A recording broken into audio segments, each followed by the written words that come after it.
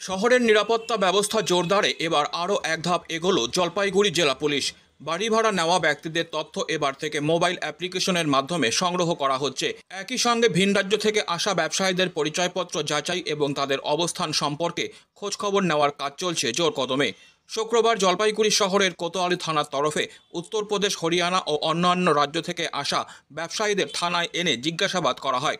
কখনো তারা জুতো, কখনো আবার খেলনা বা ঢোল বিক্রি করছেন শহরের অলিতে গলিতে। পুলিশ তাদের আধার কার্ড, ভোটার আইডি সহ যাবতীয় নথি খতিয়ে দেখছে। কোথায় তারা থাকছেন সেসব বাড়ির মালিকদের সঙ্গেও যোগাযোগ করছে পুলিশ।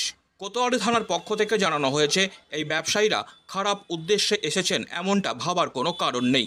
তবে আগাম সতর্কতামূলক ব্যবস্থা হিসাবে তাদের পরিচয়পত্র যাচাই করা হচ্ছে, যাতে ভবিষ্যতে কোনো অপ্রীতিকর ঘটনা এড়ানো যায়।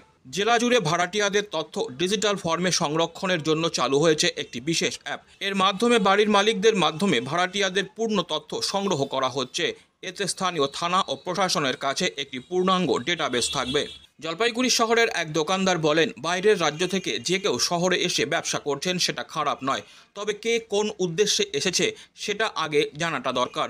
পুলিশ যা করছে সেটা নিঃসন্দেহে ভালো উদ্যোগ। এখনও পর্যন্ত 12 থেকে 15 জন ব্যবসায়ীকে থানায় এনে পরিচয় যাচাই করা হয়েছে, যাদের অধিকাংশই শহর সংলগ্ন গ্রামাঞ্চলে ভাড়া থাকছেন। স্থানীয় থানা সহ অন্যান্য রাজ্যের থানার সঙ্গে যোগাযোগ করে তাদের রেকর্ড যাচাই করা হচ্ছে। এখনও পর্যন্ত কোনো সন্দেহজনক তথ্য পাওয়া যায়নি বলেও জানা গেছে। নিরাপত্তা ও সচেতনতা, এই দুইয়ের সমন্বয়ে এগোচ্ছে জলপাইগুড়ি জেলা পুলিশ। স্থানীয় বাসিন্দাদের নিরাপত্তা নিশ্চিত করতে এবং অপরিচিত ব্যক্তিদের কার্যকলাপ সম্পর্কে আগেভাগে জানতেই এই ভেরিফিকেশন প্রক্রিয়া। ভবিষ্যতের সম্ভাব্য ঝুঁকি ঠেকাতে এই পদক্ষেপ নিঃসন্দেহে এক সময়োচিত এবং ইতিবাচক পদক্ষেপ।